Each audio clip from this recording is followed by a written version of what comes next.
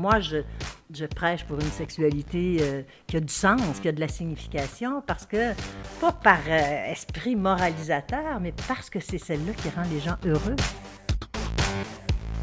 C'est presque invariable. À la fin d'une conférence, j'ai presque toujours une maman ou un papa qui dit « Madame Robert, nous, notre petite fille ou notre petit garçon de 5, 6 ans, 7 ans, il est arrivé dans la chambre en plein milieu de nos ébats sexuels, il a tout vu, c'est vraiment, on ne savait plus quoi faire, pensez-vous qu'on l'a traumatisé? » Et à chaque fois, j'ai toujours envie de dire « Sûrement moins que vous, de toute évidence, hein, parce que c'est le parent qui panique, là. »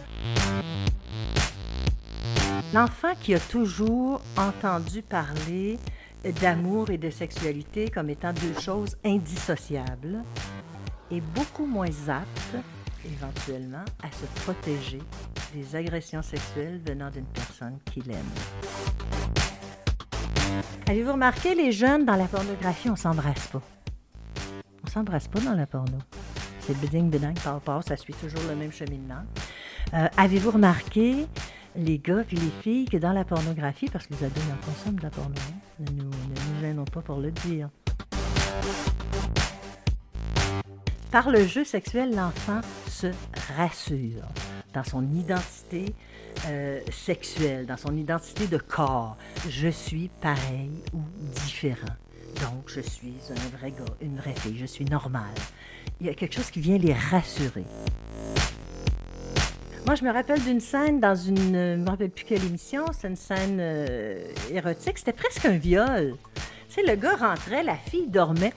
Je me disais, les parents qui regardent ça avec les enfants, là, c'est une émission genre à 8 heures, je me disais, quelle belle occasion de dire, écoute ça, là, c'est une agression sexuelle. Ici Carlo Coccaro. Aujourd'hui, on parle de sexualité avec la communicatrice et sexologue de renom, Jocelyne Robert. Parce que son livre à succès « Parlez-leur d'amour et de sexualité » vient d'être réédité, je suis allé la rencontrer chez elle pour une conversation franche et sans filtre sur l'éducation sexuelle de nos enfants.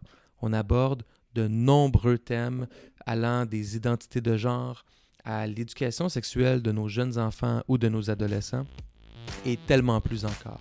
Vous allez être surpris de tout ce qui s'est dit. Écoutez bien jusqu'à la fin. Alors, sans plus attendre, bonne écoute.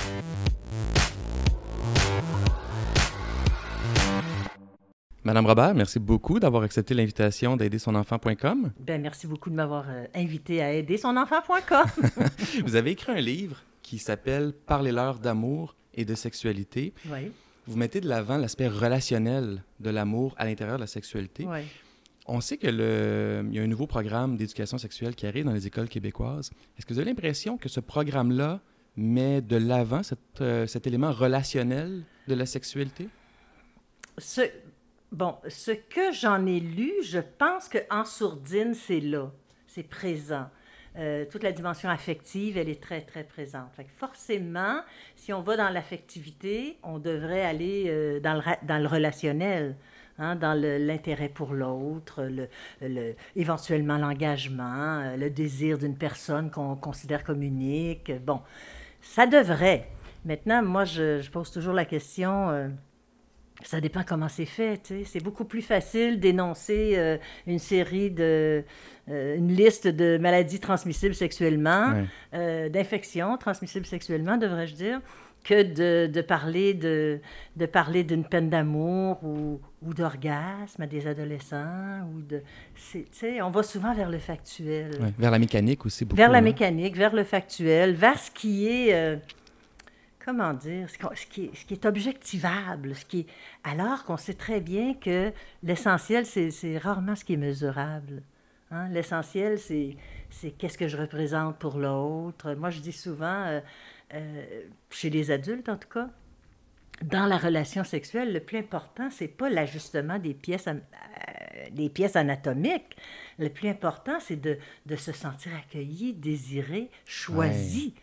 Hein, c'est le sens que revêt. Et moi, je prêche pour une sexualité qui a du sens, qui a de la signification, parce que, pas par esprit moralisateur, mais parce que c'est celle-là qui rend les gens heureux.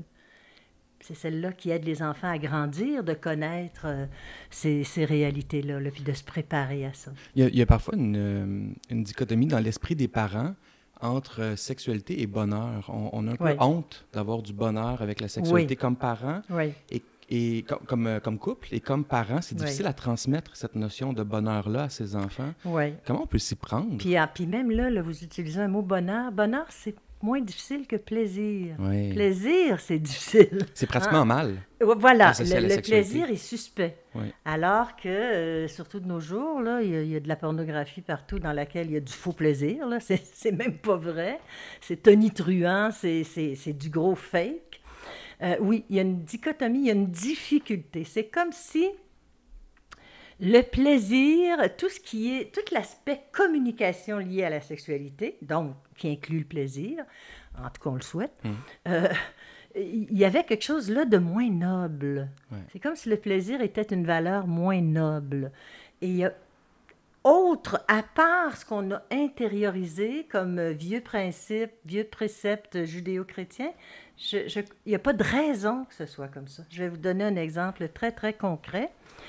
Une question que les parents me posent très souvent, les parents de jeunes enfants en conférence, c'est celle-ci. C'est presque invariable. À la fin d'une conférence, j'ai presque toujours une maman ou un papa qui dit « Madame Robert, nous, notre petite fille ou notre petit garçon de 5, 6 ans, 7 ans, il est arrivé dans la chambre en plein milieu de nos ébats sexuels, il a tout vu, c'est vraiment, on ne savait plus quoi faire, pensez-vous qu'on l'a traumatisé? » Et à chaque fois, j'ai toujours envie de dire, sûrement moins que vous, de toute évidence, parce que c'est les parents qui paniquent, là. Puis je leur dis toujours, pour qu'on réfléchisse ensemble, bon, d'accord, la petite fille ou le petit gars est entrée, vous étiez les quatre fers en l'air ou je ne sais trop, qu'est-ce que vous avez fait à ce moment-là? Bien, la plupart du temps, les gens vont me dire, on lui a expliqué. Ah, bien, c'est bien, vous avez expliqué quoi? Bien, on a expliqué comment on fait les bébés, l'ovule, le spermatozoïde, la fécondation, la grossesse. Des fois, j'ai envie de dire la césarienne, un coup parti, tu sais. Et là, je leur dis, d'accord, est-ce que vous étiez en train de faire un bébé? Puis 9 fois sur 10, ils me disent, non, on ne veut plus d'enfants, ou non, on faisait l'amour pour faire l'amour. Alors, qu'est-ce que l'ovule et le spermatozoïde est venu faire dans votre réponse? Et ça illustre bien la difficulté qu'on a à parler de plaisir. Et pour l'enfant, ça aurait été beaucoup plus rassurant, parce qu'en éducation à la sexualité, les enfants ont besoin d'informations, mais ils ont surtout besoin d'être rassurés.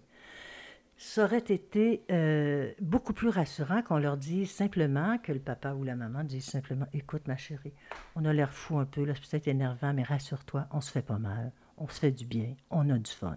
C'est comme un jeu. Toi, quand tu joues, là, t'as l'air fou un peu, là, tu fais des culbutes, des galipettes, tu respires fort, tu cries, Ben, ça, c'est rassurant pour l'enfant. L'enfant retourne se coucher et il dit « Ah, phew! » Parce que ça peut effectivement être inquiétant. Ça pourrait être traumatisant même pour l'enfant de ne pas avoir ces explications. Ce qui va être traumatisant, ça va être la réaction du parent, beaucoup. Mais c'est vrai que ça peut être bouleversant et inquiétant. Alors que si on explique, parce que l'ovule et le spermatozoïde, il n'y avait rien à faire dans l'histoire. Un jour, il y aura à faire quand on lui demandera comment il grandit le bébé, puis comment il sort le bébé, puis comment il rentre le bébé. Puis encore là, tu vois, regarde, quand un enfant demande comment il sort le bébé du ventre de la mère, c'est assez facile. Hein? On peut répondre facilement la plupart du temps. La plupart du temps, il sort par le vagin. On s'arrête là, on attend la question suivante, s'il y en a une autre. C'est assez. Habituellement, parce qu'on sait que ce n'est pas toujours comme ça. Et quand l'enfant arrive et demande comment il rentre le bébé, là, c'est toujours plus difficile parce qu'on est obligé de parler de l'acte sexuel. De l'acte sexuel qui implique qu'on se fait des bisous, des baisers avec toutes les parties de notre corps. Et toutes les parties de notre corps, ça inclut nos organes génitaux. Et ça, on fait ça pour faire un bébé, mais on le fait aussi par plaisir. Parce qu'on est attirés l'un par l'autre, parce qu'on le désire, puis on le veut tous les deux. Hein? Mine de rien, on est en train de parler du consentement. Mine de rien. C'est vrai. C'est vrai. Donc, oui, il y a quelque chose de... Des fois, les gens me disent ça a changé, on est beaucoup plus ouvert. Pas tant que ça. En fait, on transmet toujours aux enfants des messages doubles et troubles. C'est pas les mêmes qu'en 1960, mais on en transmet encore. Donnez des exemples de ces messages-là qu'on transmet. Des fois, peut-être certains parents le font sans même s'en rendre compte. Tout à fait, mais j'en suis certaine. Puis il ne faut pas les culpabiliser. Il s'agit de prendre conscience. Ouais. On a tous fait ça. Puis on ne fait pas ça pour mal faire. Par exemple, pour faire un bébé, il faut s'aimer beaucoup. C'est une menterie. On n'a pas besoin de s'aimer pour faire un bébé. Qu'est-ce qu'il va penser l'enfant si on entend parler d'une femme violée ou d'une jeune fille enceinte de son agresseur? Alors, c'est un mensonge. Bien sûr qu'on peut parler d'amour. Ce sont des valeurs qu'on chérit, qu'on veut transmettre. Alors, oui, quand on s'aime beaucoup, on a envie de faire l'amour la plupart du temps. Parce que je t'aime, parce que j'avais beaucoup d'amour à donner, j'ai voulu t'avoir. Parce qu'on s'aimait, on avait envie d'avoir des enfants. Mais l'amour, hélas, il n'y a pas toujours de l'amour dans la sexualité. La sexualité, elle peut exprimer le bonheur, l'amour, la tendresse, la dignité, mais elle peut aussi exprimer la haine, le rejet, la détestation de l'autre, le pouvoir. Donc, il faut que l'enfant le sache. Et c'est à chaque parent qu'il appartient d'aider l'enfant à cheminer de sorte qu'il aille vers une sexualité épanouissante et de croissance, tout en sachant qu'il existe. Hein? Il y a une face sombre, il y a une face lumineuse à la lune. Dans la forêt, il y a de la beauté, puis il y a des dangers. Bien, la sexualité, c'est pareil. C'est la même chose. Mais il faut faire attention à nos messages doubles et troubles. Il y en a plein. Et puis, ce qui est grave, puis je ne dis pas ça là, pour qu'on dramatise ensemble, mais prenons l'exemple de l'enfant qui a toujours, puis ça, je l'ai vu, là, moi, je l'ai vérifié pendant des années, je l'ai constaté plutôt.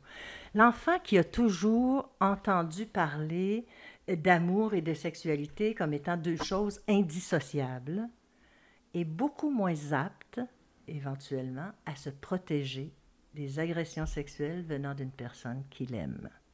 Ah oui. C'est normal. C'est ça. Ben oui.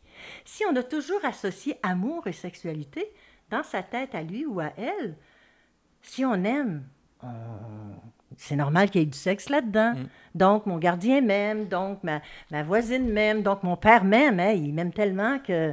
Puis ça pourrait peut-être même être culpabilisant pour cet enfant-là qui devient adolescent ou jeune adulte, qui a des relations sexuelles sans la notion d'amour, mais pour la notion de plaisir, justement, puis la notion de tendresse. Exactement. Ça pourrait venir aussi avec des traumas de « oui, mais je l'aime pas, je suis une mauvaise personne ». Voilà, mais ça, c'est très intéressant ce que vous amenez là, parce que moi, c'est ce que je dis toujours aux parents, puis aux adolescents, puis aux enfants, quand ils grandissent, l'amour, la sexualité qui se vit, pas forcément avec un grand A, mais avec un petit A.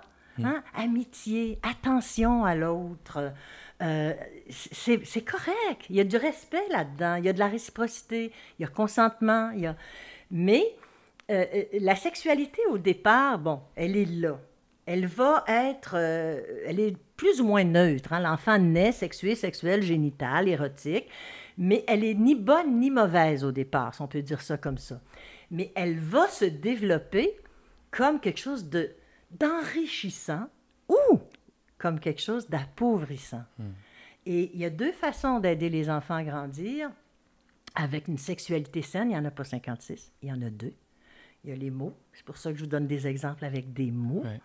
Il y a les mots qu'on utilise pour la nommer, la sexualité, pour en parler. Et puis il y a le modèle que nous sommes. Oui, parce que qui nous sommes a des fois beaucoup plus d'impact que ce qu'on peut dire. Exactement. Le modèle que nous sommes comme parents. Tu sais, si la sexualité, on en parle comme quelque chose de grand, de beau, puis on a le sentiment que quelqu'un de proche de nous se fait pas mal bardasser sexuellement, bien là, il y a quelque chose de contradictoire. Là. C'est anxiogène. Hein? Tout ce qui est ambivalent, contradictoire, ça crée de l'anxiété. C'est étonnant à dire, mais dans les sociétés où c'est très clair, c'est un vrai non ou un vrai oui, les gens sont peu anxieux, même si c'est de l'interdit. Même si c'est négatif? Oui, de l'interdit. C'est clair. Ouais. C'est clair. Tout le monde dit la même chose, c'est clair. Mais dans les sociétés où il y a toutes sortes de messages différents, là, ça crée de l'anxiété. C'est intéressant, ça. On ne sait plus... puis on vit dans une société comme celle-là.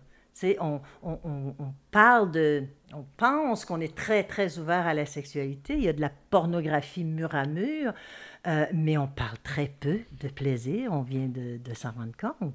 Ouais. Moi, les adolescents, par exemple, quand je les rencontre, je les ai beaucoup rencontrés, un peu moins maintenant, dans des groupes d'1 heure et demie à peu près. Les écoles m'invitaient. C'était drôle parce que très souvent, les écoles, les directions qui m'invitaient me disaient, vous savez, ça risque d'être tumultueux, ils pensent qu'ils savent tout, ils vont chahuter. Ça chahutait jamais. Pourquoi? Pas parce que je suis plus fine qu'une autre, parce que j'arrivais en ne censurant rien et en leur disant pas, je vais venir vous montrer, moi, ce que c'est la sexualité. Ou vous dire quoi faire. Voilà. Et je commençais par dire, on va parler de pornographie, parce que c'est à mode ces années-ci. Et là, je commençais par déconstruire la pornographie avec des adolescents de 15, 16, 17 ans. Déconstruire, c'est-à-dire leur expliquer comment ça marche.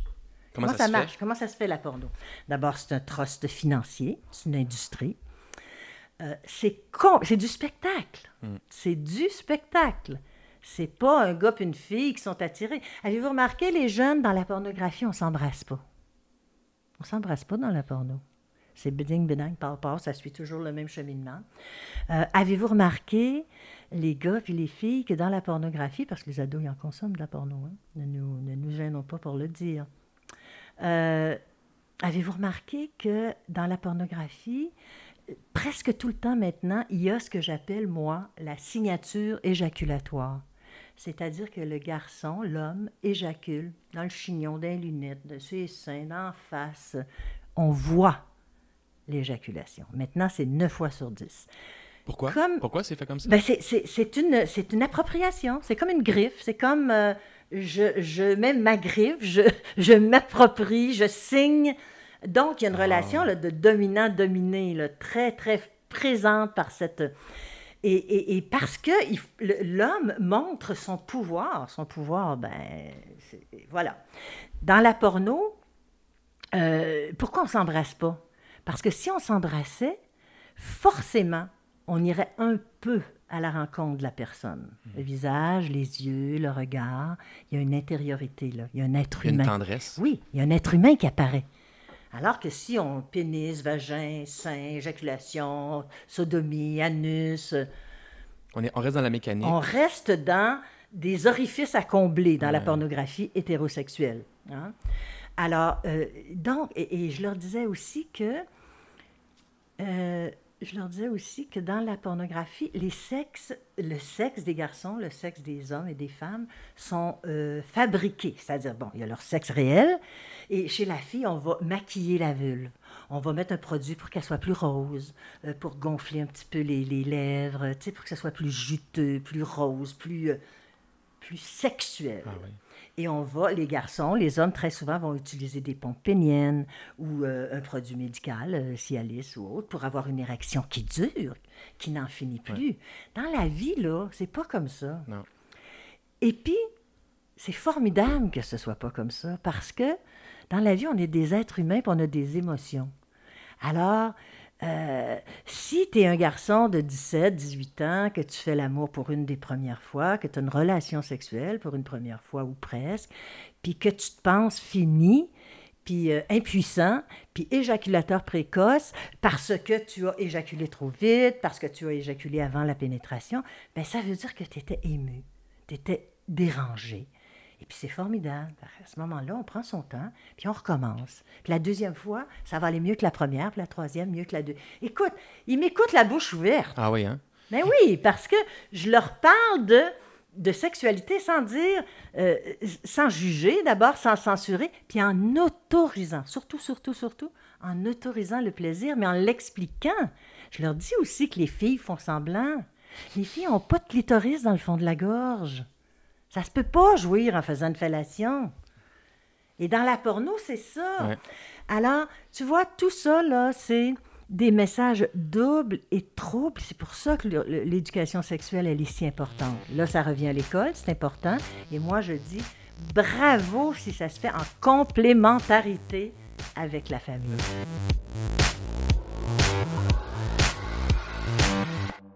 Je tape sexe sur mon Google Images.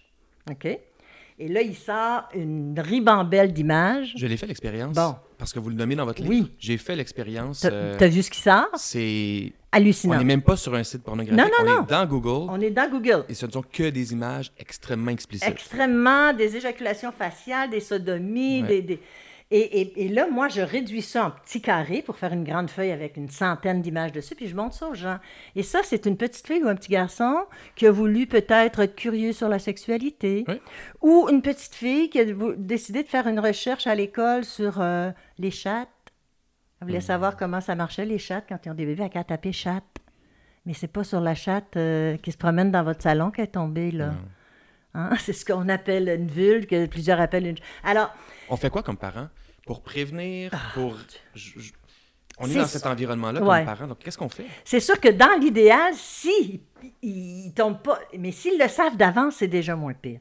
S'ils savent d'avance, si ils ont été informés que la pornographie, le sexe est aussi une industrie, puis qu'on tombe sur toutes sortes d'affaires inimaginables si on veut, là, sur les réseaux sociaux ou sur Google. Déjà, c'est moins pire, mais le pauvre enfant qui tombe sur une scène de triple pénétration, je veux dire, c'est là, Ça peut être catastrophique, essaye d'y enlever ça de la tête, Ah là, ouais. après, là. Alors, bon, dans l'idéal, contrôle parental si on peut.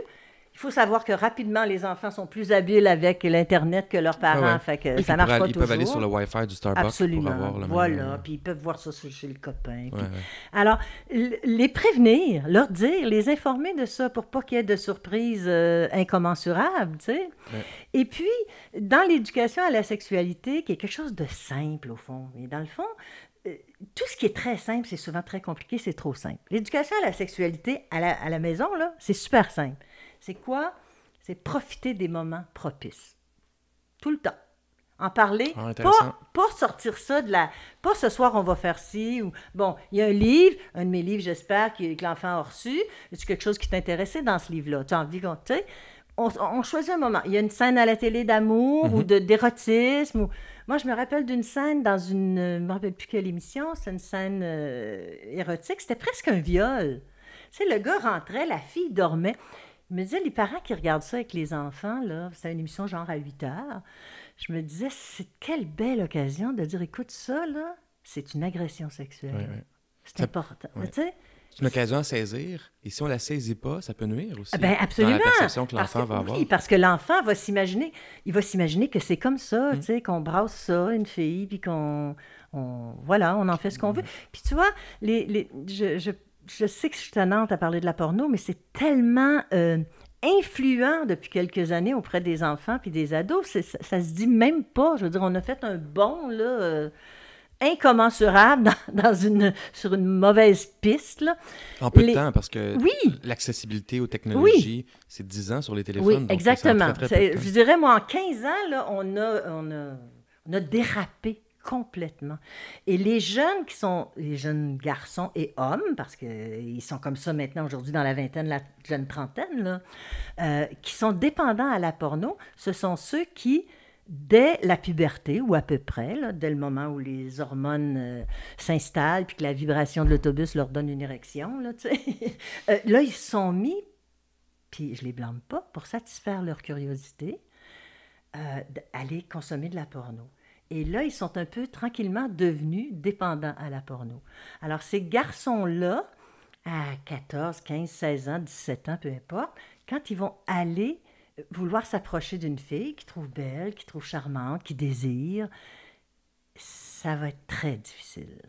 Parce qu'ils vont se retrouver dans un autre univers complètement. Et c'est terrible parce que ce qui se produit en ce moment, si on continue de ne rien faire, c'est que les adolescents et les adolescentes façonnent à un âge où ils sont extrêmement malléables, là, sont comme de la cire chaude, là, tu sais, tu peux les former à partir d'11-12 ans. Là. Ils fabriquent leur personnalité érotique. À cet âge-là? Ben oui. Ah oui. Ils fabriquent leur personnalité érotique, ils fabriquent aussi... Ils installent, ils ancrent l'image qu'ils se font de la sexualité et pire encore, l'image qu'ils se font de l'autre sexe, de ce que c'est une fille. puis de ce que c'est un homme aussi, là, si c'est un garçon, et vice-versa. Ouais. Alors, c'est très difficile. Moi, j'ai des collègues qui font que de la thérapie, là, ce sont des cliniciens, et autrefois, un jeune qui était dépendant à la porno, ou une jeune, ça arrive aussi chez les filles, c'était anecdotique, ça arrivait rarement. Maintenant, c'est extrêmement fréquent. Ah oui. C'est très, très fréquent. Ou le garçon qui va aller se starter, comme il dit, là, sur un petit truc porno ou qu'il fait vraiment buzzer avant, là, pour être capable de... Alors, tu deviens dysfonctionnel, tu sais, parce que tu as enregistré un modèle qui est Et ça se complètement... déprogramme pas facilement non Non, plus. ben non, parce que là, le thérapeute doit entreprendre tout un processus de désensibilisation, puis le jeune, la personne, elle perd son estime d'elle-même, là. Les gens pensent souvent que quand tu es... je ne sais pas si vous avez déjà vu le film avec Michael Fassbender, qui est extraordinaire, ça s'appelait Shame, qui est un vrai sexaholique, là. Si vous pouvez le voir, là, regardez ça, on voit à quel point... Quand tu es un dépendant sexuel, c'est souffrant. Il y a des gens qui font des blagues puis ils disent « Ah, c'est le fun, tu sais, ça donne toujours envie. » C'est souffrant. C'est pas le fun. C'est pas le fun de te sentir obligé d'aller regarder de la porno dans la toilette puis de masturber 3 fois dans la journée en travaillant. Ouais. C'est pas drôle. C'est pas le fun de pas être capable de fonctionner sexuellement, génitalement, avec une femme que tu désires. Il n'y a rien de gratifiant Non, c'est là-dedans. probablement C'est de la honteux, même. souffrance. Ouais. Si je suis un parent d'un adolescent ou d'une adolescente, disons Oui. d'un adolescent, vu que c'est les cas plus probables, et que j'ai des doutes, quels sont les symptômes ou les manifestations comme parent que je dois surveiller pour me dire peut-être que mon enfant a une dépendance à la pornographie ou pourrait en développer une compte tenu de ses habitudes de consommation de la pornographie ou ce que j'ai l'impression être? Oui, peut-être dans la façon dont il parle avec ses chums, tu sais, faire attention à... ou dont il parle de ses chums. Très souvent, surtout dans le monde de la sexualité, quand les enfants, les adolescents parlent aux parents, s'ils sont mal à l'aise avec quelque chose qui porte eux, ils vont faire comme si ça appartenait à un autre. Ah, c'est intéressant. Tu comprends? Ils vont faire comme un tel a fait ceci, ou ma chum de fille, là, hier, je te dis, la nounoune, elle se fait avoir, son chum, il a demandé de baiser avec 2 autres gars, puis elle a dit oui, puis un matin, elle se sentait là, vraiment comme une crotte de nez. Je ne dis pas qu'elle parle d'elle forcément, mais c'est possible. Mais c'est possible. Mais c'est possible. Parce que, puis les adolescents, là, ils ont une distance avec les parents, tu sais, puis c'est normal, elle est normale et saine, cette distance-là. C'est pour ça que je disais plus tôt, c'est tellement important la complémentarité école-famille, parce que le parent, il y a une charge émotionnelle qui fait, surtout à l'adolescence, hein, il veut protéger son enfant, il veut pas qu'elle se fasse mal, il veut pas que... Bon, il y a une charge émotionnelle qui fait qu'il n'est pas toujours le meilleur aidant. Mhm. Et c'est là que la complémentarité est formidable. La tierce personne qui est plus objective, que le jeune a l'impression qu'elle ne capotera pas, Ouais. hein, qui ne jugera pas, que là, ça devient, là, toutes les ressources sont là. La- Le parent est là parce qu'il l'aime, puis ça, c'est bon aussi. Là, il veut l'aider, mais il ne sait pas trop comment. Et puis l'autre compétent, j'espère, à l'école, est là pour soutenir, puis être le miroir, mais le miroir objectif. Là. Ouais. Est-ce que la tierce personne pourrait être un oncle, une tante, Oui, un cousin, Oui. encore là, assez compétent, si absolument. jamais on a l'impression que l'école réussit pas à rejoindre mon enfant ou le fait pas bien? Oui, absolument. Oui. Oui, tout à fait, tout à fait. Moi, j'ai été la tierce personne, des fois, pour des amis de ma fille, il y a longtemps, là, tu sais, puis, bon, tu vas dire, oui, vous étiez sexologue, mais quand même, je pense que j'aurais pu être une autre, tu sais, une mère que la fillette ou l'adolescente jugeait ouverte, ou absolument, il faut aller chercher les ressources, ou dire à son enfant, écoute, j'ai l'impression que ceci te trouble, son garçon, sa fille, j'ai aussi l'impression que tu ne veux pas m'en parler, je suis prête à respecter ça. Qu'est-ce que je peux faire pour t'aider à aller chercher de l'aide? Là, le message, il est beau, là. Ouais, il est positif. Tu sais, il est beau, je suis inquiète pour toi, j'accepte que tu ne veuilles pas m'en parler, c'est peut-être trop, ça tiraille trop, là, entre une mère et sa fille, entre un père et son fils. Mais je ne vais pas te laisser comme ça, là. Je sens que ça ne va pas. Bon, puis je reviens à votre question initiale. Comment on fait... D'abord, tous les adolescents, ou presque, là, je sais qu'il y a des parents qui vont me dire, moi, mon fils, moi, ma fille, ils vont pas dans les affaires porno. Bon, je veux bien les laisser avec leur illusion, mais ils y vont tous, puis il faut pas les blâmer. Ils sont curieux, tu sais, ils sont pleins d'hormones aussi, Oui, là. ils sont pleins d'hormones, puis bon, alors, À moins qu'ils aient toujours eu un accompagnement extraordinaire, mais même là, ils vont être allés pareil par curiosité et souvent, ils vont dire, mon Dieu, c'est bien niaiseux, ça. Ça n'a pas de bon sens. Quand on parle de pornographie, on peut aussi facilement parler d'hypersexualisation de la société, de culture du Tout à viol qui est omniprésente. En lisant votre livre, je C'est me ce qu'elle pose- véhicule d'ailleurs, la porno. Tout à fait. Elle véhicule la violence sexuelle. Mais elle est ailleurs aussi, cette culture du viol-là, puis cette Bien violence sûr. sexuelle-là. Puis en lisant le livre, je me suis posé la question, est-ce qu'on n'est pas devenu insensible à ça dans les dernières années? Absolument. Est-ce qu'on est vraiment dans une culture du viol? On est vraiment dans une culture de la violence sexuelle, mais elle est tellement banalisée qu'on ne la voit plus. Donc, nos enfants de 5, 8, 10, 12, 14 ans la côtoient. Tout à Et fait. nous, en tant que parents, on la voit plus, donc on peut plus on n'éduque plus nos enfants. face à Exactement, ça. exactement. On devient un peu nous-mêmes insensibilisés. Ça fait tellement partie. La mode, elle est hypersexuelle. Les clips sont hypersexuels. La musique, paroles et mouvements, la danse. Tu sais, les gars ont la main sur leur sexe, les filles s'offrent en chantant les jambes écartées. En disant des paroles En disant des misogynes. paroles et- misogynes, Ouais. sexuelles, violentes. C'est partout. Les magasins, la musique. Je voyais il n'y a pas longtemps une publicité sur le web d'une compagnie de vêtements sport. Je la nommerai pas, bien que dans mes conférences, elle est là. J'ai mis un poster pour on voit que c'est... En tout cas, je voyais... Bon, donc, c'est des vestes d'hiver consommées, achetées surtout par les jeunes, hein, des jackets, là. Et les pubs, les images qui montrent, c'est des filles en bikini qui ont l'air d'avoir 11 ans et demi. Ah oui. Le modèle est aussi un peu pédophilique, là, en passant. Elle a l'air d'avoir 11 ans et demi, elle a presque pas de sein, elle a un petit bikini, puis elle a un grand jacket avec un capuchon en poil.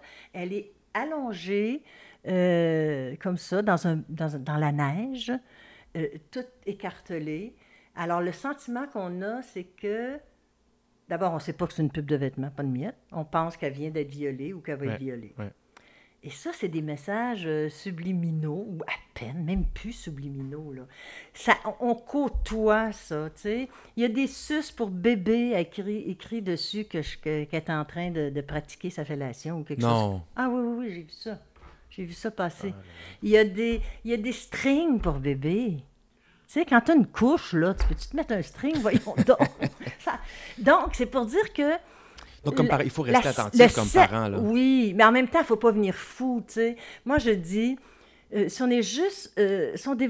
premièrement, faire un examen de conscience. Comme parent, premièrement, je le dis dans le livre, puis je le pense vraiment, faire un petit examen de conscience, puis peut-être avec son conjoint, s'il y a un conjoint ou une conjointe. Qu'est-ce qui me rend mal à l'aise? Qu'est-ce que j'ai reçu, moi, comme message sur la sexualité? En ce moment,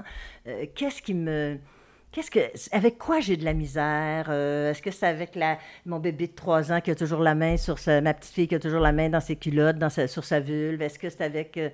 qu'est-ce qui me fait peur? Premièrement. Ça ne veut pas dire qu'on va avoir réponse à tout, mais on va avoir identifié des choses. Le nommer fait une différence. Oui, puis on va connaître nos limites. Et puis, devant une situation qui va venir nous chercher là-dedans, on va y penser, puis on va dire, attends, là, je veux respirer, puis j'en reparlerai demain. Là, je vais prendre mon souffle, là. Ça, c'est la première chose. Puis ensuite, être attentif. Les gens, souvent, me disent, mais moi, j'en vois pas d'occasion dans le quotidien. Il y en a tous les jours, il y a du sexe partout.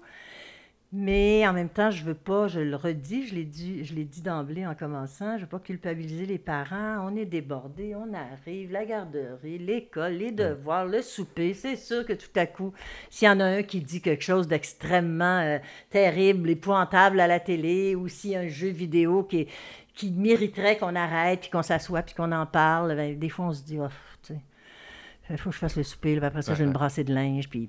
Alors, on est débordés. Mais il faut comprendre que faut pas s'imaginer que ça prend beaucoup de temps. C'est des petites choses. Si tu es devant la télé avec ton fils qui a 9 ans, en as-tu un de 9 ans? Oui. Bon, tu es devant la télé, puis il y a une scène érotique ou sensuelle ou sexuelle, peu importe. Et puis à 9 ans, souvent, ils sont dans leur phase de pudeur. Alors, c'est possible que devant ça, ils disent « Ah, ouais, c'est dégueulasse! » Ben, si tu lui réponds rien... T'as raison, mon grand, Ah, c'est ouais, dégueulasse. Ouais, ou si tu dis rien, mais si tu lui dis juste ah, ben je pense qu'à un moment donné, tu vas changer d'idée. Juste ça. C'est de l'éducation à la sexualité. Ouais, c'est vrai. Probablement qu'à un moment donné, tu vas changer d'idée. Parce que c'est pas dégueulasse. Mais bon, C'est tout. C'est pas long. C'est juste récupérer au passage quelque chose qui vient transmettre un message. Un exemple que je donne souvent aux parents qui capotent parce qu'ils surprennent leurs enfants, leurs petits, là, 4, 5, 6 ans, en train de jouer au docteur, en train d'avoir des jeux sexuels, où ils ont entendu dire qu'ils en ont eu, ou bon, ils les surprennent sur le fait, c'est encore plus... C'est le moment de perdre connaissance, là. Donc, qu'est-ce qu'on fait? Qu'est-ce qu'on fait avec ça? Premièrement, il faut que les parents comprennent que le jeu sexuel, ça fait partie de la curiosité de l'enfant, du développement. De la même façon qu'il apprend à nommer son nez, ses oreilles, sa bouche, il a besoin de connaître ce qu'il est. Et quand il se compare avec un autre, bien sûr, ça chatouille peut-être, puis il rit, puis ils sentent surtout qu'ils font sans cachette, qu'ils dérangent les parents, là. Ouais. Mais il faut que les parents sachent aussi que c'est beaucoup plus que ça. Par le jeu sexuel, l'enfant se rassure dans son identité sexuelle, dans son identité de corps. Je suis pareil ou différent. Donc, je suis un vrai gars, une vraie fille, je suis normale. Il y a quelque chose qui vient les rassurer. Et là, les parents, souvent, me disent, « Ah, mais oui, mais je comprends pas. Il a vu son père, il prend sa douche avec, elle m'a vu, je prends mon bain avec, pourquoi besoin de... » Mais parce que quand tu te compares avec ton père puis ta mère, là, c'est pas rassurant. C'est aussi simple que ça. Ton corps n'a rien à voir avec un corps d'adulte.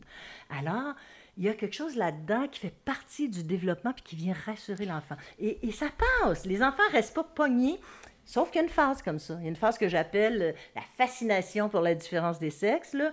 Dans les garderies au printemps, là, on m'appelle, là, je réfère, on m'appelle systématiquement. Les enfants commencent à se déshabiller. Puis là, ils ont moins de pelure. Hein? Fait que là, ils sont plus dénudés pour la sieste, puis au petit coin. Puis là, ils commencent à se comparer, puis à se regarder, puis des fois à se toucher. Alors là, tout le monde s'énerve. Qu'est-ce qu'on fait avec ça? Ça fait partie. Mais elle est où la limite? Parce que ça nous est arrivé, nous, en tant que parents. Oui. Et c'est difficile à gérer parce que d'un côté, on se dit on ne peut pas encourager ça, surtout quand c'est avec quelqu'un d'autre, un cousin, cousine, quelque chose comme ça. On ne veut pas encourager. Tout le monde trouve ça un peu normal dans ce que nous, on a vécu, mais en même temps, on a tendance à dire « Non, fais pas ça, c'est dans l'intimité. » C'est ce qu'on a... Ah, mais ça, c'est correct si la chose se produit publiquement. Je continue mon exemple de tantôt. Les parents surprennent 2 enfants. C'est une belle occasion de leur dire « Écoutez, c'est sûr que ça dépend de l'âge, là aussi. Bon, écoutez, je vois que vous avez le goût de découvrir vos corps. C'est normal, c'est normal, vous êtes curieux, puis probablement, tu sais, c'est comme quand vous jouez à... L'enfant, là, j'ai l'air de m'écarter, là, mais je ne m'écarte pas. Dans le jeu sexuel, faut que le parent, l'adulte, comprenne que l'enfant, c'est pas un adulte miniature. Moi, je reste toujours dans les cadres de la normalité, là. Les enfants, puis tu sais, pas d'affaires problématiques ou d'enfants abusés ou... Oui. Bon. Alors... c'est pas un mini-adulte. Non, c'est pas un mini-adulte. L'enfant... se lève pas le matin en se disant, après-midi, je vais jouer au docteur avec la voisine à la garderie. Non. Alors que toi, tu peux te lever le matin en disant, ce soir, avec ma femme, ça serait le fun, là, ça fait un bout de temps. Pas l'enfant. L'enfant, il ne pense pas à ça. L'enfant, dans un contexte habituel, normal, qui n'est pas dysfonctionnel, le jeu sexuel va s'intégrer dans le jeu. Si tu joues à te déguiser, puis à te déshabiller, puis à te faire changer de costume, si tu te fais une cabane... tu vas peut-être passer à te dénuder complètement, puis rire, puis te comparer, puis bon. Mais c'est pas prémédité et il n'y a pas de but. L'enfant, par le jeu sexuel, ne cherche pas le plaisir orgasmique. Il découvre. Il est dans le jeu. Il est dans le jeu. Il est dans la sensualité aussi. C'est excitant. Mais il ne faut pas comparer ça à un adulte. Ça n'a rien à voir. Alors ça, c'est important de savoir ça. C'est vrai. Et ça peut même être une occasion, le jeu sexuel, de dire, ben écoutez, vous étiez d'accord tous les deux, j'espère, là, il n'y en a pas un qui a influencé l'autre. Et puis 2, mais vous savez, jamais avec un grand, même pas un grand de la famille. Oups, on vient de passer un message extraordinaire sur la prévention des abus sexuels. Alors, on a dit en peu de temps, on a dit à l'enfant, la sexualité, c'est beau et bon, mais pas tout le temps. Et puis, on ne condamne pas... Donc, on leur dit pas de ne pas recommencer. On leur dit, c'est normal. Pas avec des plus grands. C'est normal que tu sois curieux. Attention, pas avec des grands, même pas des grands de la famille. Moi, j'ajoute toujours ça parce que je trouve ça important. Oui, c'est là que les statistiques sur les abus sexuels sont majoritairement dans la famille. Tout à fait. Tout à fait. Puis c'est ça qui est le plus difficile. C'est tellement difficile. Mais ici, au Québec, c'est moins pire, là. Mais en France, par exemple, où je vais régulièrement, c'est terrible. L'autre jour, il y a une journaliste qui me demande une entrevue sur les agressions sexuelles, mais elle ne voulait pas parler des agressions sexuelles dans la famille. Ben, j'ai dit, là, vous voulez parler de 10% des...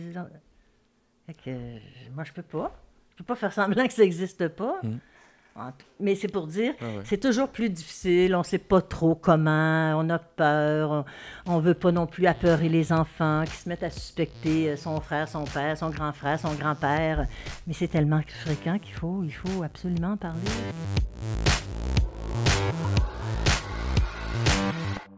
Depuis 10-15 ans, de ma perception à moi, on entend parler de beaucoup de nouvelles orientations sexuelles et identités sexuelles. Autrefois, ça fait pas longtemps, là, 15-20 ans, 30, on était dans un modèle très binaire. Il y avait les homosexuels, les hommes, les femmes, les homosexuels, les hétérosexuels, parfois les bisexuels, puis encore, tu sais, souvent on disait, puis il y en a qui pensent encore ça, que le bisexuel est presque toujours soit hétéro, soit homo.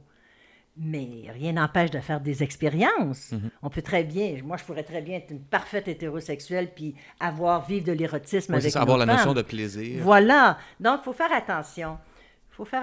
Puis là, c'est rendu, moi je trouve qu'il y a quelque chose d'un peu, comment dire... Tu sais, ça se peut plus, là. Là, t'as les bi, t'as les tri, t'as les hétéros, t'as les homos, t'as les queer, t'as comment ils appellent, les pans, les pans romantiques, les pans sexuels. Là, j'ai fait la liste l'autre fois, je pense que j'étais rendue à 40, là. Je pense, et ça c'est mon avis, je pense qu'il y a toujours, dans notre humanité, sexuée des hommes et des femmes, biologiquement. XX, XY, on ne s'en sort pas. S'il y a un X en plus ou un Y en moins, ça fait une personne qui est soit syndrome de Klinefelter. Biologiquement, c'est Oui, connu. biologiquement, c'est un problème, là. Bon. Maintenant, ce qu'on constate, c'est qu'on peut être XX, XY biologiquement. On peut avoir un sexe biologique dans lequel on ne se reconnaît pas. Et si, après investigation, après mûre réflexion, partage avec des personnes spécialisées, on constate que c'est vraiment, la personne pour être heureuse, c'est très clair, c'est une chose. Mais ce que je constate, moi, c'est qu'il y a beaucoup un effet de, je me sens comme ça. Je me sens comme ça, puis un autre, tu sais, et ça, il faut faire attention parce que c'est bien beau se penser ouvert, mais il faut penser aussi à rendre service à la personne, tu sais. Il faudrait que, j'aime pas le mot il faut, mais il faudrait qu'éventuellement, cela la rende plus équilibrée, mieux dans sa tête, dans son corps, dans son cœur, plus heureuse, plus que tout mélanger, tu sais. Oui, ou plus que d'être le résultat d'une indécision. Ben voilà, puis d'une influence. Il y a quelque chose aussi de très... je suis très... c'est très nouveau, hein? Mais oui, je pense que ça. c'est difficile, on n'a pas de recul par rapport à ça. Alors, je pense que dans 20 ans, ça va peut-être être plus clair. Je ne pense pas qu'il y avait une telle variété avant. C'est sûr qu'il y avait plus d'homosexuels, qu'il y avait probablement plus d'une certaine bisexualité, mais je ne pense pas qu'il y avait une telle variété que ce qu'on voit maintenant, c'est qu'on invente un nouveau mot à chaque jour, tu sais. Un enfant, par exemple, qui dit à 4 ans, je vais être une fille ou je vais être un garçon, ben, il faut d'abord se demander pourquoi il dit ça, avant de conclure que... Et maintenant, là, ce que je trouve inquiétant, c'est que souvent, on conclut vite. Il y a un problème d'identité, de genre.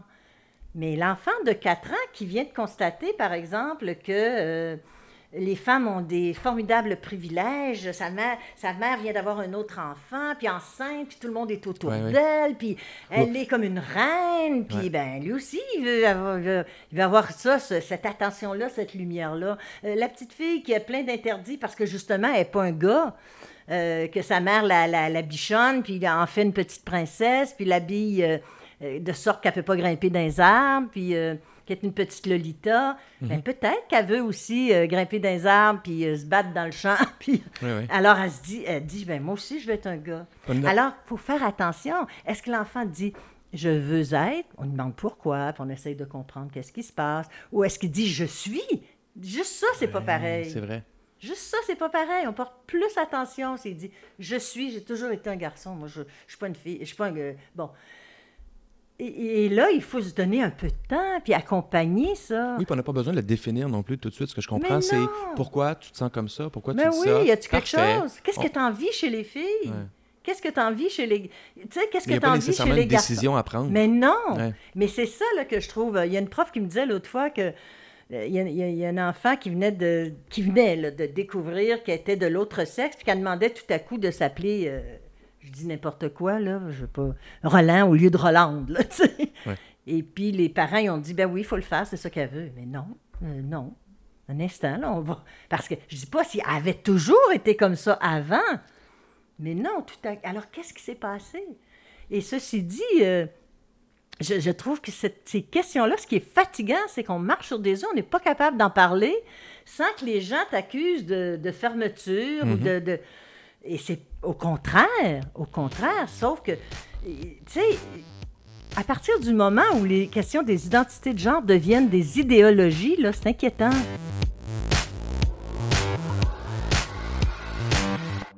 Si on aborde maintenant l'aspect de l'homosexualité, si un parent soupçonne ou se questionne sur l'orientation sexuelle de son enfant, qu'est-ce qu'il peut faire, ce parent-là, pour... Moi, j'aime beaucoup le verbe outiller ou accompagner son enfant dans ce chemin-là, qui est le sien ou qui n'est pas le sien, mais que son enfant a 6, 8, 12, 15 ans. Qu'est-ce qu'on fait comme parent? L'orientation sexuelle, ça se précise souvent à la puberté chez l'enfant, autour de l'adolescence, mais des fois, il y a des gens qui le remarquent avant. Puis souvent, il y a une maman qui me disait l'autre fois qu'un fils homosexuel, elle dit, dans le fond, je l'ai toujours su. Tu sais, donc on l'a toujours pressenti. Mais je pense qu'il n'y a rien à faire. Je pense qu'il n'y a rien à faire. Il faut être avec l'enfant de la même façon qu'on l'est ou qu'on le serait avec un enfant qui semble se développer comme ayant une orientation hétérosexuelle. C'est sûr qu'on peut quand même aborder la question, dire que c'est aussi normal que je reprends mon exemple de tantôt, que d'être gaucher ou droitier. Il y a juste 10% des gens qui sont gauchers, puis à peu près 10% des gens qui sont homosexuels. Puis ces gens-là, mais tu sais, il faut en parler. Méritent autant le respect, l'amour, banaliser, tout ça. À la limite? Oui, en tout cas, ne pas... c'est sûr que c'est marginal par rapport à une majorité, mais c'est pas anormal. D'accord. C'est-à-dire que, surtout dans le domaine de la sexualité, on ne peut jamais parler d'une normalité avec un grand N. Parce que dans le domaine de la sexualité, tu sais, la normalité, elle est, pour les religieux, elle est biologique, elle est religieuse, biologique, elle peut être statistique, elle peut être culturelle. Pour le médecin, elle va être biologique aussi. Bon, alors selon la grille qu'on porte, la normalité est autre. Mais moi, je pense que dans le monde, dans l'univers de la sexualité, la normalité, en 2 mots, la normalité, c'est la sexualité qui s'exprime dans un contexte moral, pas religieux, mais moral, humaniste, basé sur des valeurs. Respect, consentement véritable, réciprocité, égalité, dignité. Ça, c'est une normalité. Ouais. C'est une normalité humaine, humanisante, humaniste, et qui est morale aussi, qui est morale dans le sens d'un humanisme, et non pas dans le sens d'une religion. Parce que ce qui est moral dans le sens, par exemple, de la religion catholique, ben non, tu peux pas être homosexuel, puis non, tu peux même pas avoir tu peux pas vivre une interruption volontaire de grossesse, il faut que tu accouches de ton enfant, même si tu as été violé, ou à peu près. La contraception, même la notion de plaisir dont on parlait au début de l'entrevue, elle n'est pas présente dans la religion catholique, le plaisir charnel est mal. Absolument. Donc, on rentre dans d'autres balises. Non, on est encore dans la religion catholique, dans un modèle sexuel, en tout cas apparent, de procréation. Ouais. Et on est passé, en fait, d'un modèle sexuel de fécondité, de procréation, à un modèle sexuel, les gens disent souvent de plaisir. Non, un modèle sexuel de consommation, de marchandisation, d'instrumentalisation. On n'est pas dans un modèle de plaisir. Si on était vraiment dans un modèle sexuel dans nos sociétés, dans un modèle sexuel de plaisir, ça veut dire qu'on serait autant ouvert à la sexualité des personnes handicapées, à la sexualité vrai. des vieux. C'est pas vrai. Alors qu'on est mal à l'aise par rapport à ça. Oui, on est mal à l'aise. Regarde, il y a 4 formes de sexualité, même si on se pense très ouvert, qui sont encore tabous.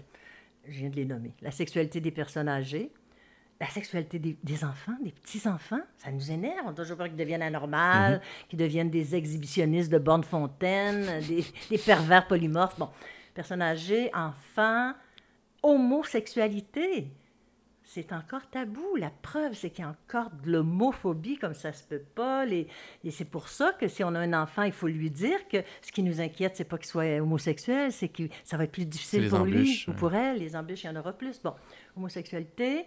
Personne handicapée, je pense. Il en reste une 4e, masturbation. Ah, masturbation. Masturbation, c'est encore tabou. Moi, quand je parle aux filles d'explorer leur corps pour savoir ce qu'elles aiment, au lieu de faire semblant de jouir, tu sais, elles me regardent, puis pourtant, elles font toutes sortes d'affaires. Le désir, le plaisir qu'on peut connaître, qu'on peut apprivoiser par l'auto-érotisme, par la masturbation, c'est encore un peu difficile. C'est comme s'il fallait qu'il y ait un gars qui arrive avec une baguette magique, là. Et bon, alors, est-ce que dans ces 4 formes de sexualité-là, ça, je trouve ça vraiment intéressant. Bon, j'ai l'air de dire que je suis intéressante. Il y a un dénominateur commun qui est bien frappant. Est-ce que vous le voyez? Masturbation, homosexualité, personnes âgées et petits-enfants. Le dénominateur commun, c'est que ce sont des sexualités qui ne visent que le plaisir. Ça ne peut pas mener à la procréation. Donc, le sacré modèle de fécondité des années, on l'a encore. On l'a, puis tout le monde, il est intériorisé, il est encavé, il est ancré en nous.